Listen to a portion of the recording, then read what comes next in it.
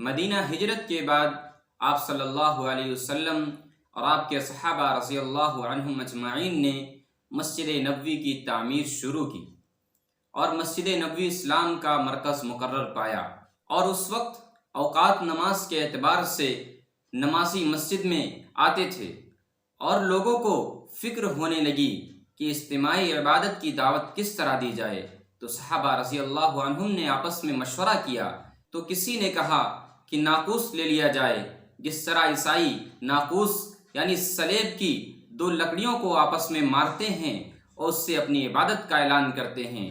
تو کسی نے کہا کہ جس طرح یہود بوق یعنی بھونپوں بجاتے ہیں اس طرح ہم اپنی عبادت کا اعلان کریں۔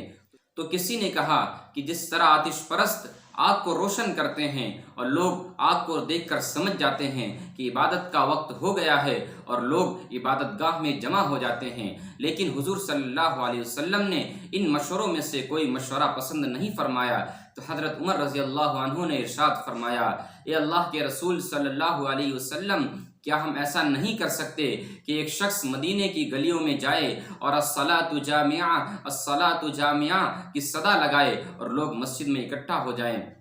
تو آپ صلی اللہ علیہ وسلم نے اس رائے کو پسند فرمایا اور حضرت بلال رضی اللہ عنہ کو اس خدمت پر مامور کیا کہ جب نماز کا وقت ہو جاتا تو حضرت بلال رضی اللہ عنہ مدینے کی گلیوں میں جاتے اور الصلاۃ جامعہ نماز کے لیے اکٹھا ہو جاؤ اس کی صدا لگاتے۔ کچھ ہی عرصے کے بعد حضرت عبداللہ بن زید رضی اللہ عنہ نے خواب میں دیکھا کہ ایک شخص ناقوس یعنی سلیب کی لکڑیاں بیچ رہا ہے۔ تو حضرت عبداللہ بن زید رضی اللہ عنہ نے کہا کہ اللہ کے بندے، تم ناقوس بیچ رہے ہو؟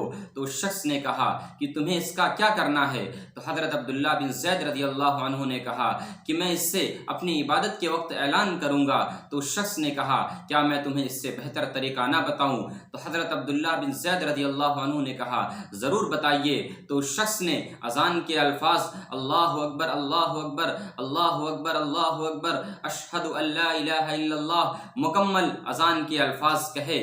جب حضرت عبداللہ بن زید رضی اللہ عنہ کی نیند کھلی، وہ فوراً بھاگتے ہوئے حضور صلی اللہ علیہ وسلم کی خدمت میں پہنچے اور آپ صلی اللہ علیہ وسلم کو پورا خواب سنایا۔ تو آپ صلی اللہ علیہ وسلم نے ارشاد فرمایا یہ خواب برحق ہے۔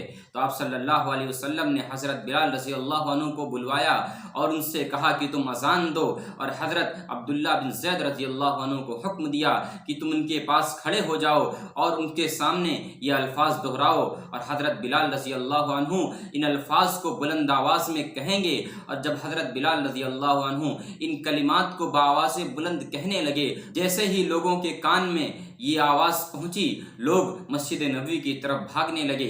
حضرت عمر رضی اللہ عنہ اس حال میں گھر سے نکلے کہ چادر بھی ٹھیک سے نہیں اوڑھ سکے، اور حضور صلی اللہ علیہ وسلم سے فرمانے لگے اللہ کے رسول صلی اللہ علیہ وسلم، آج میں نے بھی اسی طرح کا خواب دیکھا ہے۔ دیگر صحابہ رضی اللہ عنہم مسجد میں تشریف لائے اور ان میں سے متعدد صحابہ رضی اللہ عنہم کہنے لگے کہ میں نے بھی ایک خواب دیکھا ہے کہ جس میں ایک شخص یہ الفاظ ادا کر رہا تھا۔ تو حضور صلی اللہ علیہ وسلم نے ارشاد فرمایا کہ میں دیکھ رہا ہوں تمہارے خواب اس حکم الہی پر متفق ہو گئے۔ اسی طرح اذان کا سلسلہ جاری ہو گیا۔